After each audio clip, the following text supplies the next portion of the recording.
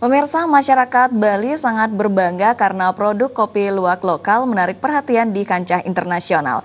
Kopi luwak kemasan yang diproduksi lokal Bangli telah mampu menarik hati penikmat kopi, tidak hanya masyarakat lokal, namun juga wisatawan mancanegara. Santi adalah penggagas Meluas Luwak Coffee. Wanita asli Kabupaten Bangli ini menuturkan dirinya hanya seorang petani dari Kabupaten Bangli dan selalu merasa bangga menjadi seorang wanita tani Bali. Santi mengembangkan budidaya kopi luwak menjadi produk siap hidang dengan berbagai macam kemasan.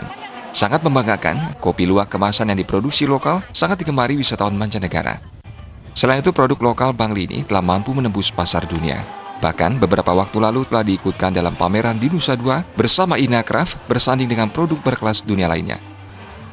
Pameran di Nusa Dua dengan Ina Craft internasionalnya, kami sangat bangga di sana karena kami sangat direspon oleh pengunjung dan oleh audien yang lain. Kenapa demikian? Karena kopi luwak memang unik. Unik dari produksinya, unik dari prosesnya, dan unik dalam memasarkannya karena levelnya sangat berbeda, dan kami berharap pemerintah juga membantu kami dalam hal itu.